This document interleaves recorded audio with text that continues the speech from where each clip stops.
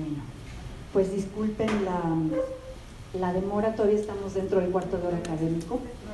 Entonces, vamos a dar inicio hoy a la segunda charla del ciclo La traductora es la autora. Esta iniciativa de AMETLI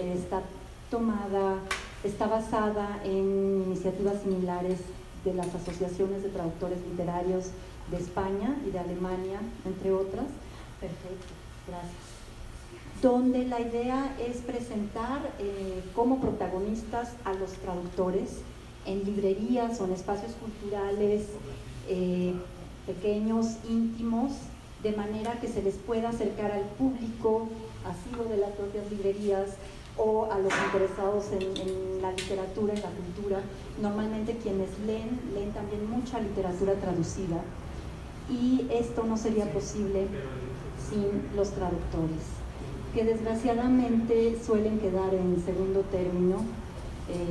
Los traductores somos, yo también soy traductora, seres invisibles, y la Asociación Mexicana de Traductores Literarios, AMETLI, de la cual formo parte, se ha puesto como objetivo, o como uno de sus objetivos, reivindicar la figura de los traductores, de darles visibilidad y de remarcar también su calidad autoral.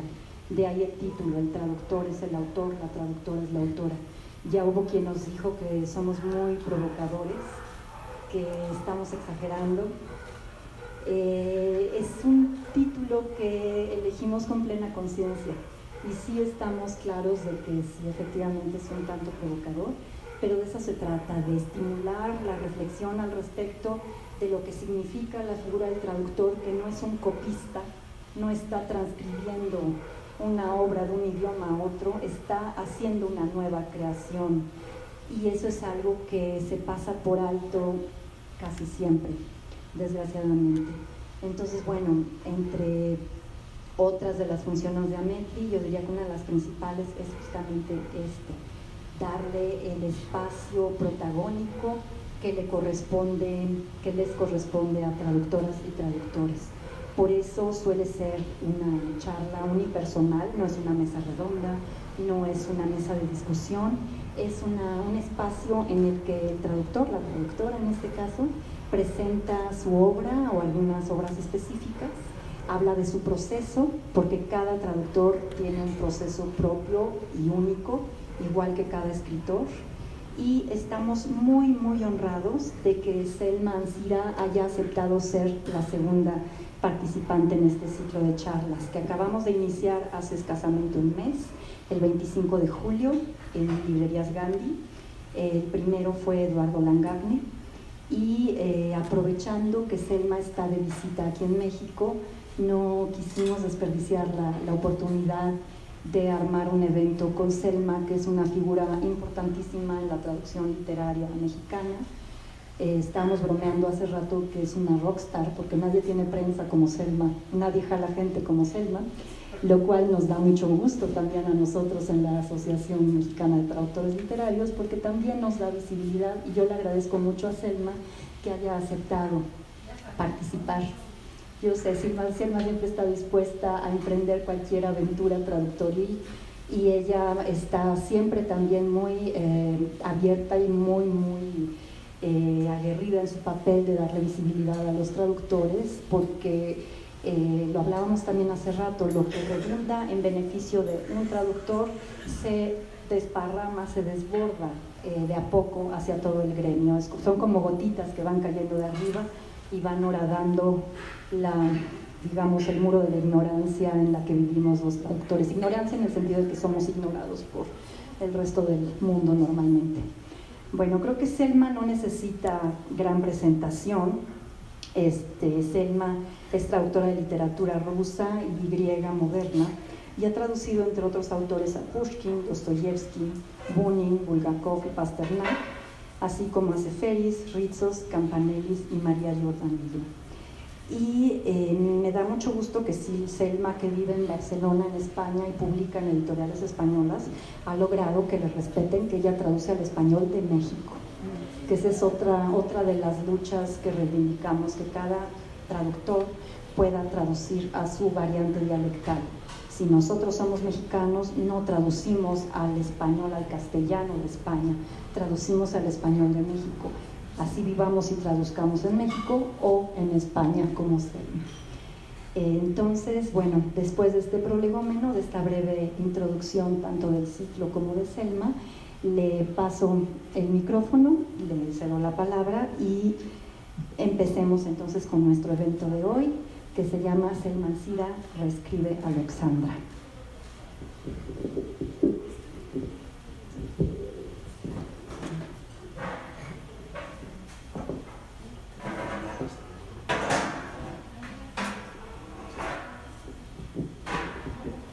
Muchas gracias por acompañarnos. Muchas gracias, señor embajador. Muchas gracias, señora embajadora de Grecia. Muchas gracias a mis primos, a mis amigos y a los traductores que han venido a acompañarme hoy. Voy a leerles un texto no muy largo. Y si me falla la voz, me perdonan. Tomo un trago de agua y se acabó. De la gestación de cada libro se podría escribir un libro entero. Esta noche, Loxandra. Prefacio.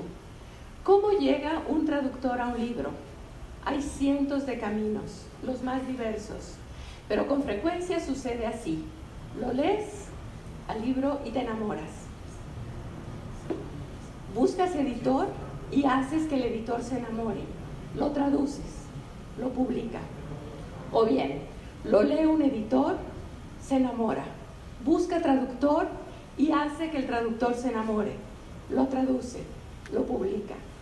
Loxandra llegó, sin embargo, sola. Capítulo 1. París. Un café. El café de la mezquita.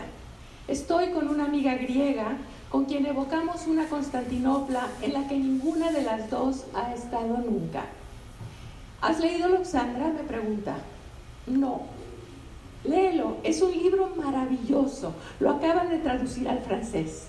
Vuelo a la FNAC, una portada muy oriental, una bella coedición del Instituto Francés de Atenas con Act-Sud.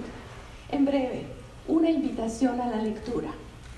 Comienzo a hojear el libro y de pronto caigo en estas líneas. Cito: cortar en un atardecer de verano con un cuchillo filoso un melón verde y dorado sobre un gran plato carmesí.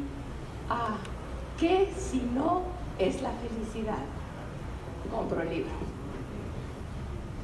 Me seduce su sencillez, me entusiasma su amor por las pequeñas cosas, me cautiva el relato que hace de la vida cotidiana en Constantinopla antes de 1922. Y finalmente me remonta a mi infancia, que no transcurrió en Matrojori con su aguador, su marchante de Salep y su sereno, sino en Miscuac, muy cerca de aquí, con su panadero que recorría el barrio en bicicleta llevando una inmensa cesta de pan en la cabeza y su velador que al dar la vuelta en la esquina rompía con su silbato el silencio de la noche. ¿Acaso se necesitan más razones para querer traducir un libro? Capítulo 2. Atenas. Comienzos del verano siguiente. El obligado paseo por las librerías de la capital helena. Loxandra, en su 38ª edición, me está esperando. La compro, la guardo en espera de tener la tranquilidad y el tiempo para disfrutarla. Unos días después, Naxos. Naxos es la isla donde yo paso los veranos hace 31 años. Por fin leeré la novela en griego. Estoy emocionada. Han sido muchos meses de espera.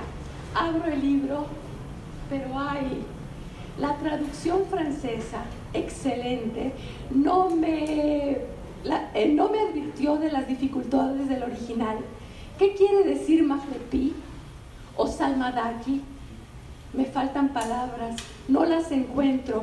Mi pequeño diccionario las desconoce. ¿Qué quiere decir Mahlepi? Comienzo a preguntar alrededor, a los griegos de la isla.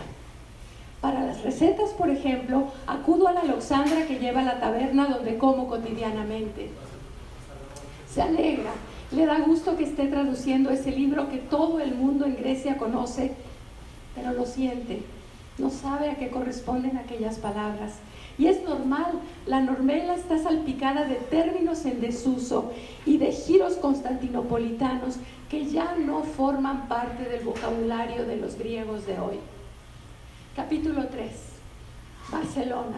La traducción ha ido avanzando muy poco a poco, comienza a tomar forma. Sin embargo, sigo luchando con algunas palabras que se resisten, que no aparecen. Necesito ayuda. ¿Qué hacer? Cleri, una vez más Cleri. Cleri Skandami conoce muy bien su lengua, es profesora de griego, es arqueóloga además, conoce muy bien la historia de su país. A Cleri ese tipo de retos le encanta. Cleri, la llamo, nos vemos. Cleri le preguntó, entre otras muchas cosas, ¿dónde podremos encontrar esto de Mutmekep? Mutmekep. ¿Sabes qué? Me dice Cleri. Eso lo tiene que saber la señora Eleni, que trabaja en casa de mi abuela. Es de origen albanés. Ahí mismo, desde su casa en Barcelona, llamamos a Zakynthos, Sante, la isla donde vive la abuela. Señora Eleni, una breve explicación de la amiga que está traduciendo un libro que necesita una palabra, etcétera, etcétera. Señora Eleni, ¿usted sabe qué quiere decir Mutmekep? Silencio del otro lado del teléfono. Señora Eleni, no, Cleri, no te lo puedo decir. Por favor, es cosa de trabajo. Aquí conmigo está mi amiga. Está terminando su traducción. Solo le faltan esas palabras. Ay, Cleri, ¿de veras quieres que te lo diga? Pues sí, no se preocupe, no pasa nada. Ay, no, Cleri, es que no me atrevo. Señora Eleni, por favor, es que es muy feo, muy feo. Por favor, bueno, te lo digo, pero que se te olvide rápido. Quiere decir mierda con cebolla. Capítulo 4. Estambul. El borrador de la traducción está ya muy avanzado. Durante meses he paseado por Tatabla, Makrohori y Stavrodromi sin conocerlos. He descrito los peces rojos del santuario de la Virgen de Baluklí sin haberlos visto. He hablado del tañido de las campanas de Santa Sofía sin haberlas oído. He descrito guisos sin haberlas probado. Es hora de ir a Constantinopla, la ciudad de las 7 colinas, la reina de las ciudades. Es hora de conocer Baluklí, de probar el Salep y de ver Santa Sofía, que se yergue majestuosa dispensando serenidad a su alrededor. Es hora de comprobar que los colores y los aromas escritos en español coincidan con los que se ven y se respiran a las orillas del Bósforo.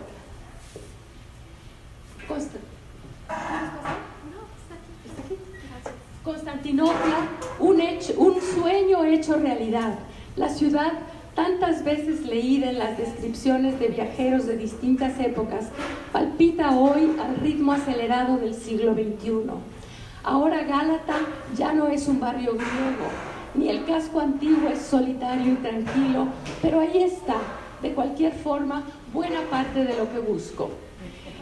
Aún se puede pasear por las angostas callejuelas adoquinadas de ciertos barrios, aún se pueden ver las bellas casas de madera que rodean Santa Sofía. La gastronomía sigue siendo delicada y exquisita. El Bósforo sigue dando sabrosas caballas en agosto. Baluklí está en su sitio y la Virgen no se ha movido de su santuario. Tras muchas peripecias lingüísticas, en turco no sé sino unas cuantas palabras, la mayoría de las cuales ya son arcaísmos tomados de la novela, y un largo recorrido por calles empedradas y modernas avenidas, llego por fin a un lugar tranquilo, casi peatonal. Ahí está el gran portón de madera que busco. Toco. Abre un hombre mayor. Baluklí, pregunto. Adelante, me dice, y me lo dice en griego. ¡Qué alivio y qué felicidad! Le pregunto si puedo pasar al santuario. si puedo visitar el cementerio. Me mira entre curioso y complacido. Seguramente llega poca gente a Baluklí. Entro. Es, no cabe duda, territorio griego. De pronto todo me resulta familiar. Casi puedo ver a Alexandra llegar con su cestita de comida y sus recipientes vacíos en busca del agua bendita del manantial. Estoy callada, absorta en mis ideas, recreando imágenes de la novela que he traducido, cuando oigo que el hombre me dice intrigado: disculpe, ¿a qué idioma está traduciendo Alexandra? Antes de mí habían ido las otras traductoras, porque siempre han sido mujeres las traductoras de Alexandra. Capítulo 5. Atenas. La traducción está casi lista. Yo nuevamente en mi amada Grecia. En estos meses, entre otras cosas, he hecho muy buena amistad con la editora griega, una mujer encantadora, Eva Karaitidi. Una mujer encantadora, otra entusiasta de Alexandra. Me pregunta si quiero conocer a la hija de Jordanidou, que tiene 1001 anécdotas sobre su madre. Sí, claro que quiero. Vamos. En casa de Jordanidou, la hospitalidad es auténticamente griega. Tenía razón, 1001 anécdotas contadas en una atmósfera distendida, cordial. De pronto, al calor de los recuerdos, me atrevo a preguntarle si tiene alguna foto de Alexandra, su bisabuela. No sabe, no se acuerda, cree que no, o sí, ¿habrá alguna foto? ¿No había una foto de Alexandra con su madre cuando ésta era pequeña? ¿Dónde estará esa foto? ¿Dónde estará esa foto? Se había olvidado de que existía. ¿Tienen prisa?, nos pregunta. No, ninguna. ¿La buscamos? La buscamos. Un baúl inmenso lleno de papeles, sobres, fotos, cartas, cuadernos. ¿Será esta una foto? No. Esta tampoco. ¿Dónde estará esa foto? ¿Dónde estará? Y de pronto cae al suelo la fotografía de una mujer sentada, vestida de negro, las manos sobre las rodillas, las cejas muy juntas. ¿Se las enseñas, Clau? Está en el libro. Las cejas muy juntas. A su lado, de pie, con un bracito enganchado en el brazo de la abuela, una niña vestida de blanco con una cinta en el pelo. Las tres a coro, la hija de Jordanidou, la editora y yo. ¡Alexandra! Y me regaló la foto para que la pudiéramos poner en nuestra edición.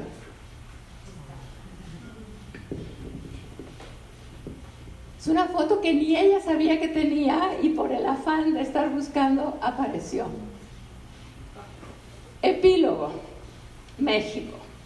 Tras muchas horas de trabajo, algún otro viaje que ya no les voy a contar aquí para no alargarme, varias consultas, lecturas y revisiones, la traducción está lista. Por razones que no vienen ahora a cuenta, una mañana, después de volver de México, llego a la editorial Acantilado con mi tesoro y se lo doy a mi editora, Sandra Hoyo. Le hablo del libro, de Jordanidou, del personaje de Alexandra, de esa Constantinopla prodigiosa en la que convivían griegos, armenios, kurdos, albaneses, turcos, de los 33 instantes de felicidad de Chinseitán. Me mira y me pregunta: ¿lo publicamos? ¡Claro que lo publicamos! El texto se va a la imprenta. En un año, Alexandra salió hace un año exactamente, se ha reimpreso 3 veces. La gente lo celebra, los lectores lo comentan, los críticos lo reseñan. Alexandra forma parte ya de nuestra cultura. Antes de venir a México, esta vez, Claudia me propone este encuentro con ustedes para hablarles de Alexandra. ¿Te parece?, me pregunta. Claro que me parece. Presentar una casi lluviosa pero bella tarde de verano mexicano, un libro tan querido para mí, en compañía de ustedes, familia, amigos, lectores entusiastas, el embajador, representante de un país que adoro. ¿Qué si no es la felicidad?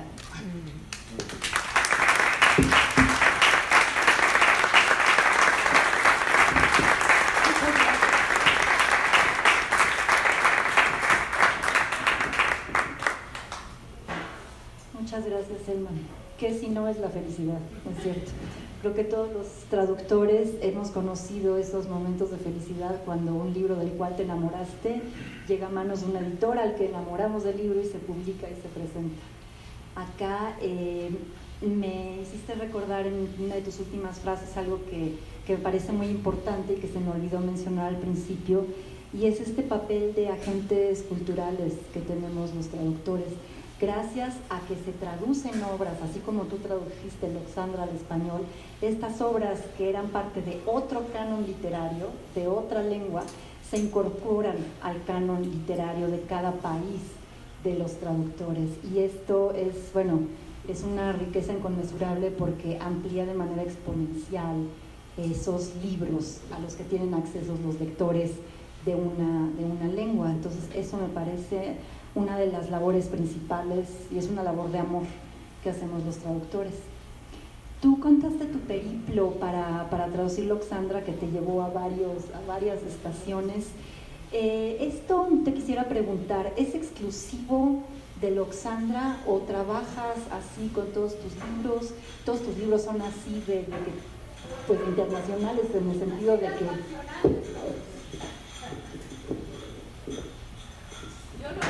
Lo que he intentado con este texto es que ustedes se den cuenta de que detrás de cada libro hay algo que los arqueólogos llaman trabajo de campo. O sea, un trabajo que todos nosotros los traductores hacemos antes de empezar el libro, durante la traducción del libro y aún después cuando venimos a presentarlo. Esto no se ve, o sea, nosotros vemos el libro, detrás de la felicidad conyugal hay muchísimas historias que no sé si quieren que les cuente. Tú me preguntaste por Sorba el griego, es lo mismo. Yo de Sorba el griego me enamoré cuando era una niña de 4 años, bueno, aquí hay gente mayor como mis primas y mis amigas de la escuela, no me dejarán mentir, que Sorba el griego, cuando se presentó la película de Caco Yanis aquí en México, con Anthony Quinn, que encima era mexicano, fue un acontecimiento verdaderamente enorme. Los jovencitos ya no lo saben, pero nosotros sí. Entonces yo me acuerdo que mis papás llegaron a la casa y entonces habían comprado el disco con la música de Theodorakis. El disco, además, para los que no saben, venía con manual de instrucciones de cómo se bailaba el sirtaki. Entonces poníamos el disco en la casa, bailábamos sirtaki con el manual de instrucciones.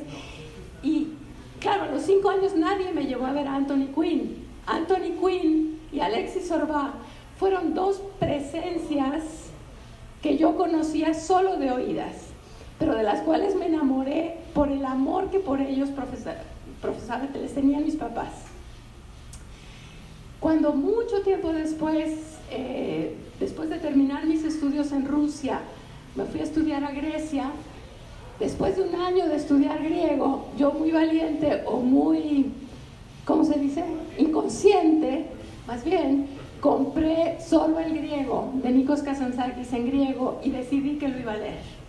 Y lo leí, pero no me pregunten qué entendí, porque es un libro muy difícil. La sensación que yo tenía, y no sé si a ti te pasa, Claudia, hay más colegas, ¿no?, traductores acá, no sé si les pasa que cuando leen un libro muy difícil se enteran a grandes rasgos de qué va la cosa. O sea, el argumento yo lo entendí, hasta ahí. O sea, todos los detalles, todas esas cosas maravillosas de las que está hecha la literatura, que no es necesariamente el argumento, sino mucho más, eso se me escapaba. Era como si, bueno, ahorita estoy viejita y ya no veo sin lentes, pero entonces veía, pues como si ahorita me pusiera a leer algo sin lentes. Esa sensación de que se te embarra todo. Pero lo terminé de leer emocionada, contenta, y pensé, pues yo voy a traducir este libro. Pero pasaron, ¿qué quieren? ¿30 años? Sí. No, desde ese momento, desde el 82 hasta cuándo salió este libro, hace 3 años. Ajá. Cuando de pronto recibo una llamada de mi editor de Acantilado, Jaume Valcorba, que me llamaba para decirme, vamos a comprar la obra de Kazantzakis. Y yo tengo muy mala fama, que si no me gusta el libro no lo traduzco, entonces ni me proponen. Nada más esperan a que yo proponga, mis editores son muy lindos todos. Y me dice, ¿me puedes ayudar a escoger qué novelas vamos a publicar de Kazantzakis? Le dije, sentí, les juro, que el corazón me iba a 100,000, se me salía del pecho, era la oportunidad que había esperado desde los 4 años de acercarme a ese libro, ya no como lectora, que es un acercamiento totalmente distinto al acercamiento que tenemos los traductores. Y me acuerdo que le contesté a Jaume, yo te ayudo a escoger las obras, los traductores, pero Sorba es mío. Y me dijo que sí. Y esa fue una de las experiencias, el Sorba es una de las experiencias más maravillosas. Y de lo que tú me preguntaste, del trabajo de campo, empecé por necesitar vitalmente ver una mina, porque Sorba trabaja en una mina. ¿Y cómo iba yo a escribir, a describir una mina si nunca había estado bajo tierra? En una mina, no en lo que te conté ayer, Mar. Entonces fui en España, en Cataluña, a una mina de sal. Y en ese romanticismo que a mí me caracteriza y que a veces me ayuda y a otras me pierde, yo pensaba que me iba a encontrar una mina con los enanitos y los zapapicos. Casi así como, ¿no? Bueno, digo, por decirlo, me están entendiendo. Y ahí vamos a la mina, y entramos a la mina, y había unas galerías inmensas donde nada de asfixia, todo iluminado con unos neones maravillosos. Y yo dije, no, esto no es lo que yo necesito, no me va a ayudar, muchas gracias, pero ya me voy a Grecia. Entonces, la mina de Kazantzakis estaba en el Peloponeso, pero Kazantzakis sitúa la novela en Creta. Entonces, para empezar, me fui al Peloponeso para ver la mina real y la playa donde estaba la barraca y donde habían trabajado, porque el Sorba de Kazantzakis está basado en un personaje real que no se llamaba Alexis, se llamaba Yorgis. Y hay un pueblito en el Peloponeso, Stupá, no me soleguete, en Stupá, que Yorgis Sorbás es el ídolo. Hay una estatua, hay una calle, porque él es el prototipo de esta novela que es mundialmente famosa. Entonces ahí voy. Entonces en Grecia, y no me dejarán mentir el señor embajador y la señora embajadora, todo pasa en las tabernas. Neyoji. Entonces llegué a la taberna y dije, soy mexicana, esa es mi cantilena siempre. Soy mexicana, soy traductora de Kazantzakis, entonces soy en mexicana, no les tengo que decir que vivo en Barcelona, porque entonces, ¿no? Pero vino desde México, ¿no? A hacer una investigación, pues se te abren las puertas. Entonces me dijeron, aquí vive la hija de un señor que bautizó el verdadero Sorba, pero ahorita está dormida, es la hora de la siesta. Cuando se despierte, le decimos, ajá. Entonces me pusieron en contacto con Caterina. Caterina se llama Caterina, la señora. Se súper emocionó. Me llevó a la mina, yo iba con 2 amigos de nombres maravillosos, Dionisios y Atenea. Me llevaron al recorrido en persecución de Sorba. Entonces nos llevó a la mina. Pero a la mina íbamos, les juro, eso está abandonado, ya no es una mina que funcione. Entonces, ver las bocas de la mina donde trabajó Kazantzakis, los rieles de las carretillas en las que se cargaba el lignito, la plataforma en el mar. Cuando yo estaba después traduciendo esas imágenes, ya tenía en la cabeza el color del mar, la transparencia del aire, el olor del lignito, las bocas de la mina, etcétera, etcétera. Entonces, eso a mí, yo no hablo en general, cada traductor, lo acaba de decir Claudia, tiene su método y todos los métodos son valiosos. A mí me da seguridad haber estado en los lugares que se describen en la novela. A mí me da seguridad hacerlo. Después fui a Creta. Había estado tratando de encontrar un lugar que describe Kazantzakis maravillosamente, que es un sitio arqueológico. Y yo pensaba que era Knossos. Le pregunté a Clary, de la que les acabo de hablar, que es arqueóloga, y me dijo, mira, no sé, de memoria no te puedo decir. Llego a Knossos. Hay unas chicas en los sitios arqueológicos que dicen cuidadoras de las antigüedades. Me acerco a ella con mi Kazantzakis todo pintarrajeado de 1000 colores. Mis colegas traductores sabrán cómo quedan los libros cuando uno los traduce. Y le digo, esto es aquí, y le enseño la escena. Y me dice la muchacha, no. Le digo, no, espérate. O sea, léelo con calma, sitúate. Esta es una descripción que hace Kazantzakis hace 50 años de algo que pasó hace 100. O sea, por favor, míratelo con calma. Otra vez lo mismo, soy mexicana, estoy traduciendo, échame la mano, ¿no? Entonces me dice, espérate tantito. Bueno, espérese tantito. Va con su jefa y regresa me emociona. Regresa la muchacha y me dice, señora, es aquí. Venga. Y alza el cordón ese donde no pueden pasar los turistas, ¿no? Y empezamos a leer la escena y vamos recorriendo paso por paso lo que iba describiendo Kazantzakis. Las columnas, las botellas, las ánforas para el aceite. Claro, cuando ya traduje yo eso, había estado en ese palacio, conocía el lugar donde estaba la diosa, el trono y a mí me da seguridad, siento que me voy a equivocar menos, que ustedes además van a tener una traducción más jugosa, por llamarlo de alguna manera. Y luego, vuelvo a lo mismo, es mi manera de entender y de vivir la traducción. Después mis colegas pueden corregirlo o decir lo que ellos parecen. Yo tengo la sensación de que cuando has traducido durante 1 año y medio o 2 años, como fue el caso del Zorba, una novela, la novela ya te corre por las venas, ya forma parte de ti, ya es tu ADN, bueno, yo no sé de biología, pero es tu sangre. Y a mí me empiezan a pasar cosas de la novela.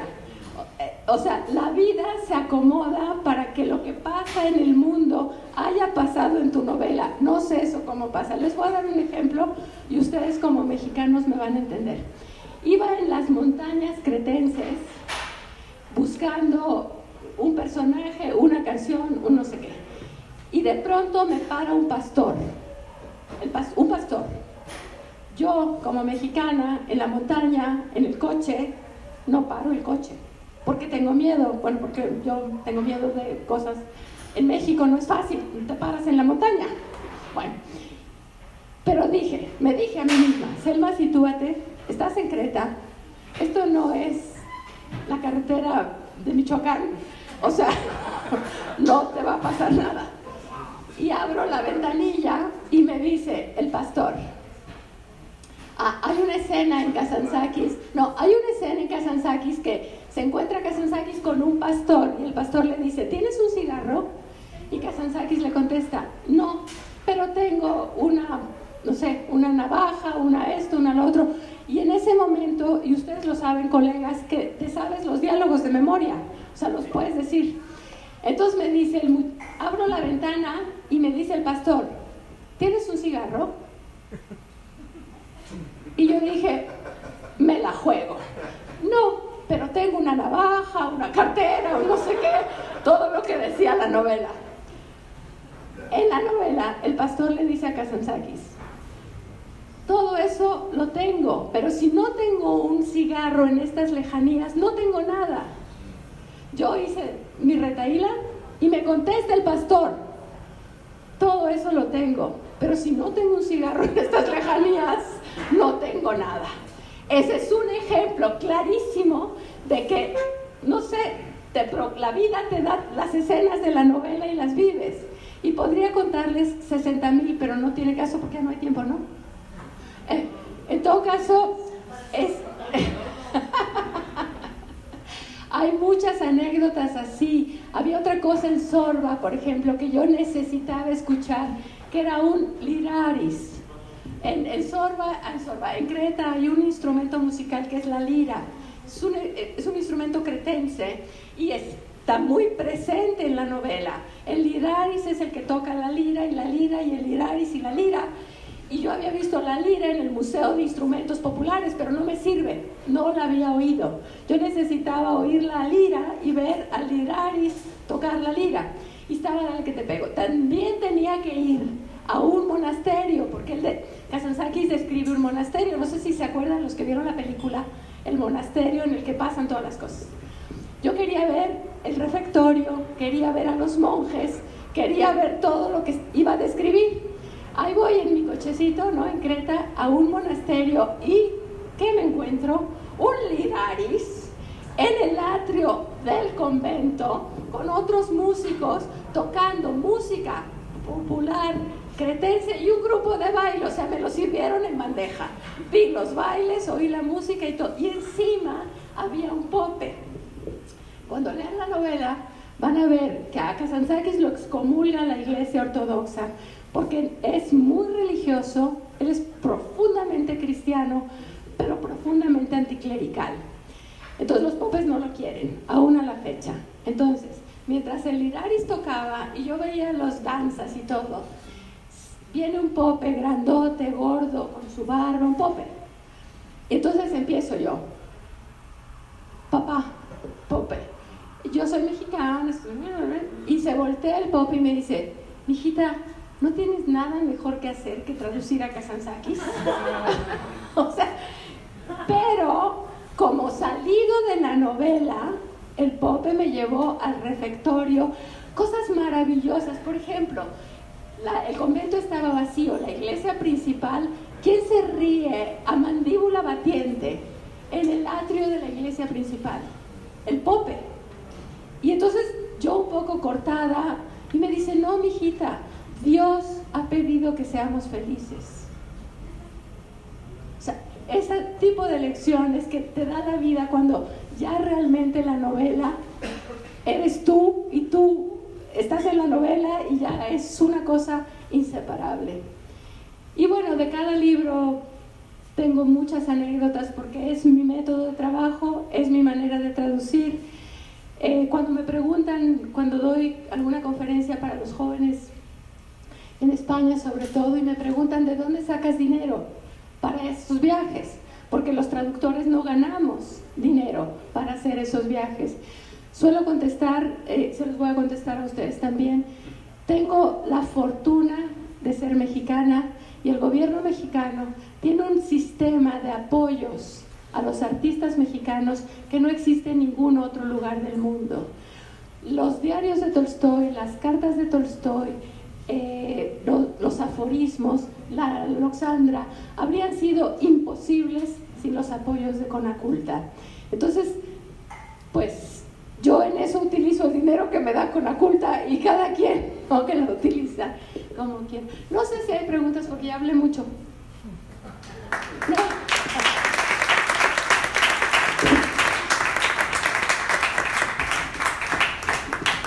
Justamente me quedé pensando en esta especie de método travesti en donde tú te transformas pues en algunos personajes, supongo, me viene a la mente Loxandra,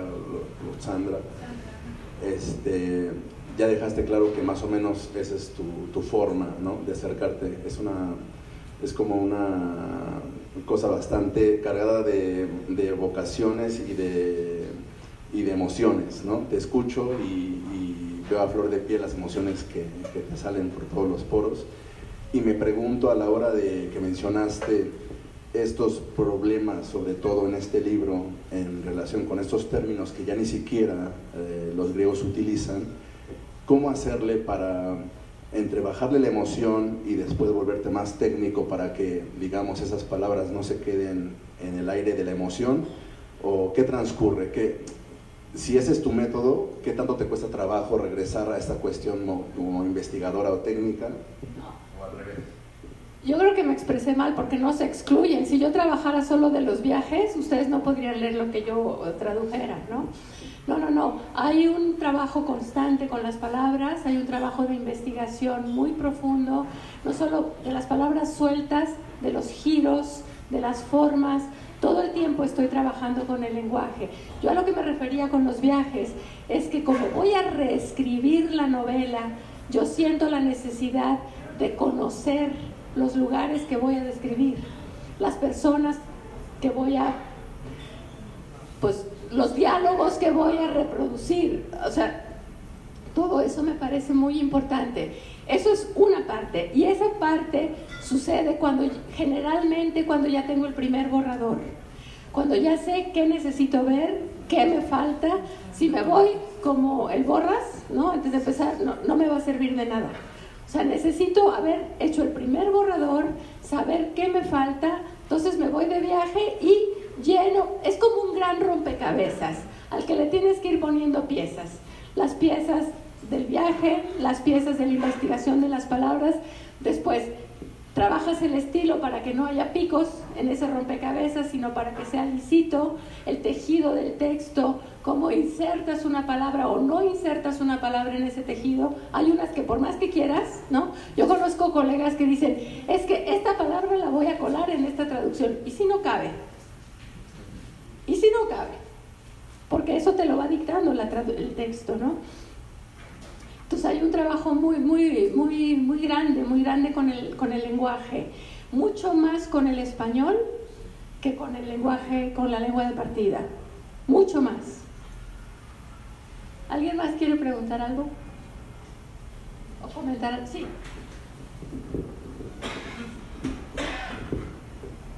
Eres como la autora, reescribes la novela.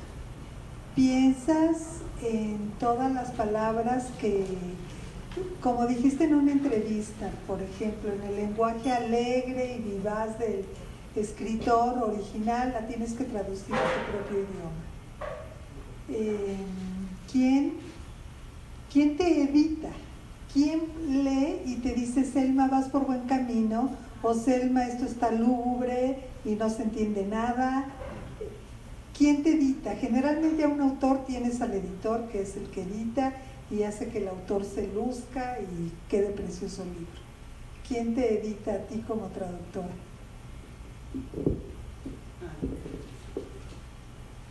No.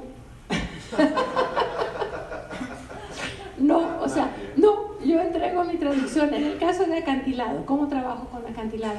Entrego mi traducción. Bueno, por ejemplo, no, mentira, estoy siendo injusta. Sorbo el griego, se lo di a leer antes de entregarlo en Acantilado, se lo di a leer a Mauricio Wiesenthal, un escritor gaditano, extraordinario, con un lenguaje riquísimo, y entonces él de pronto me dijo, oye, yo creo que aquí este refrán quedaría mejor que el que tú pusiste, y trabajé con él. En el caso de Cristo de nuevo crucificado, repetí la experiencia con Mauricio Wiesenthal. Pero hay otros libros que no, hay otros libros que los entrego directamente, los lee el corrector de Acantilado y te marcan muy decentemente en lápiz al lado sus sugerencias. Te mandan las pruebas, tú en casa ves si te parece o no. De aquí a que te lo regrese el corrector, yo ya tuve tiempo solita de autocorregirme 3 o 4 veces, o sea que ya solita ya le voy a meter mis correcciones a la traducción que entregué. Yo no sé cómo trabajen mis colegas, pero yo menos de 7 vueltas a la traducción, 7 revisiones no le doy. Y la sensación que tengo es que el borrador, el texto mío, no mis autores, ellos vuelan, el texto mío se arrastra. Lo vas leyendo y dices, Dios, ¿no? Lo vuelves a leer, lo corriges y entonces como que ya empieza a gatear, pero gatea. Lo vuelves a leer, lo vuelves a corregir y bueno, como que me empieza a dar sus primeros pasos, pero se va tambaleando. Lo vuelves a leer, camina. Lo vuelves a corregir, vuelves a trabajar en él, corre. Y cuando yo siento que al texto le salen alas, en ese momento lo entrego al editor. pero es un trabajo mío sobre todo.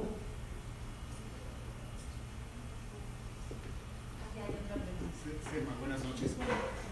Hablando de editores, ¿nos podrías platicar un poco de tu experiencia con Jaime García Terrés, que era también experto en literatura griega? Hola, Jesús. Hola. No te había visto. No, voy llegando apenas. Sí, yo tuve la fortuna, no trabajé como planta en el fondo, yo trabajé con don Arnaldo Orfila en siglo XXI de planta.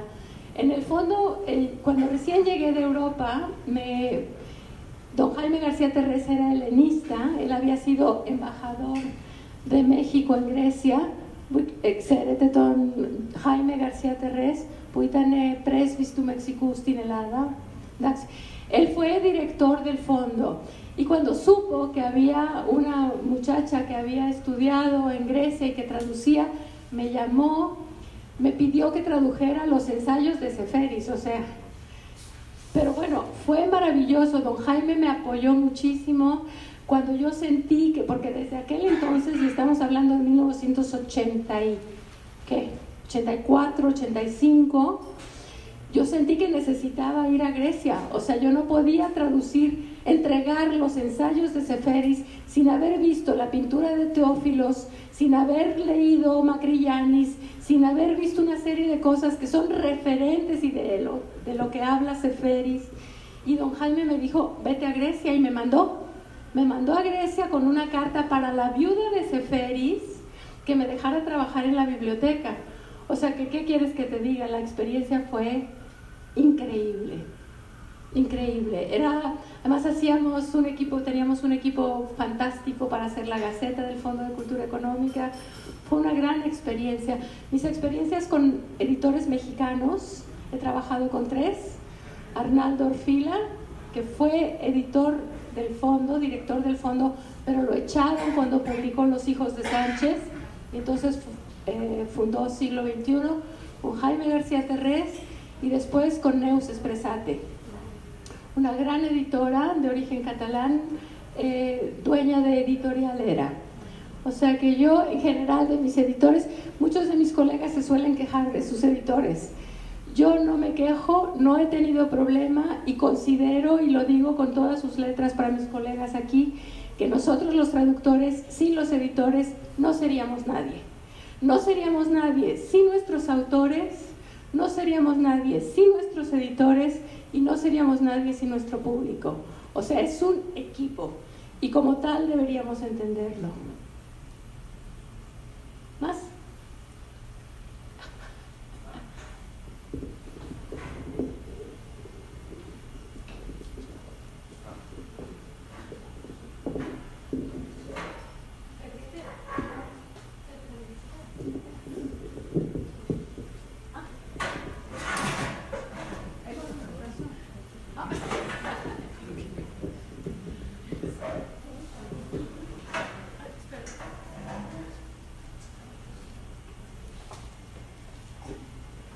Damas y caballeros, algunas palabras de mi parte en español. Mi español no es tan fluido, pero acepto el desafío para decir algunas palabras en su idioma. Una pequeña historia. Fue una vez una chica de 4 años que en esta edad recibió un carta postal con la representación de Partenón Acrópolis. Esta chica fue Selma. Fue el comienzo de su amor por mi país, por la Grecia, para la lengua griega, por los clásicos griegos, por los escritores griegos del tiempo moderno. Creo que Selma es la embajadora de Grecia en estos momentos, no sé.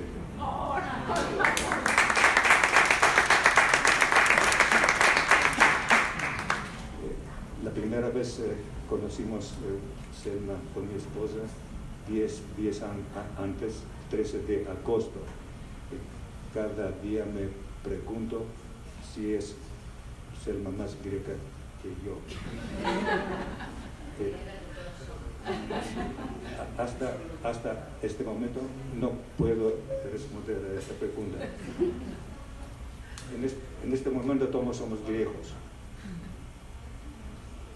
Los invito del fondo de mi corazón de visitar a mi país, a mi querida Grecia. Vale la pena visitar sobre todo Partenón, Acrópolis, Atenas. Los invito del fondo de mi corazón igualmente de estudiar las obras de griegos antiguos, no solamente estudiar, sobre todo concebir el sentido. Una vez pasó un milagro en la historia, en una muy pequeña zona geográfica como la Grecia de hoy.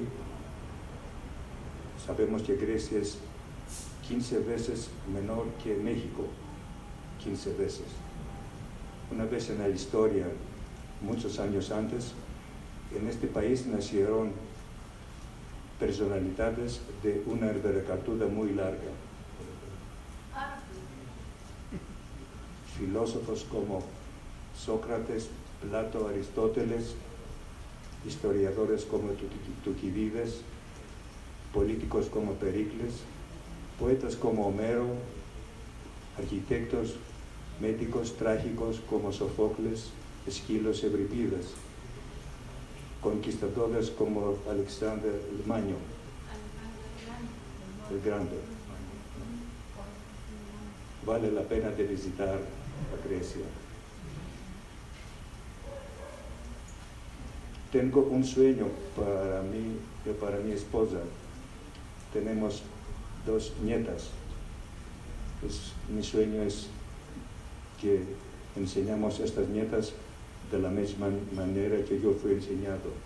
El sueño es que mis nietas un día se vuelven mejor que yo. Mi sueño es que estas nietas un día se vuelven como se.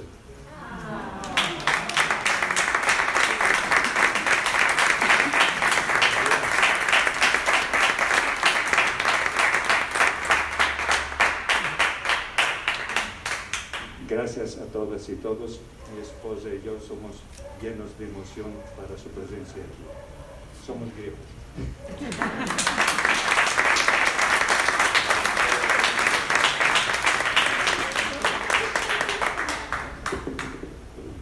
Después de estas palabras tan emotivas, emocionantes del embajador, realmente tengo un nudo en la garganta.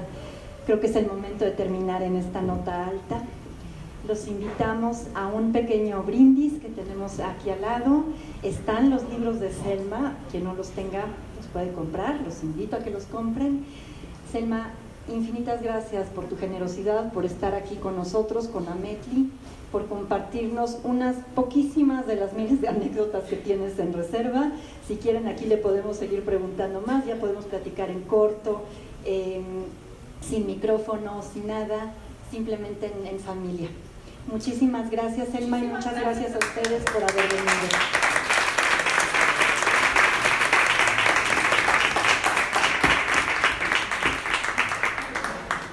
Y deberíamos de ponernos a bailar como sorba, ¿no? Sí.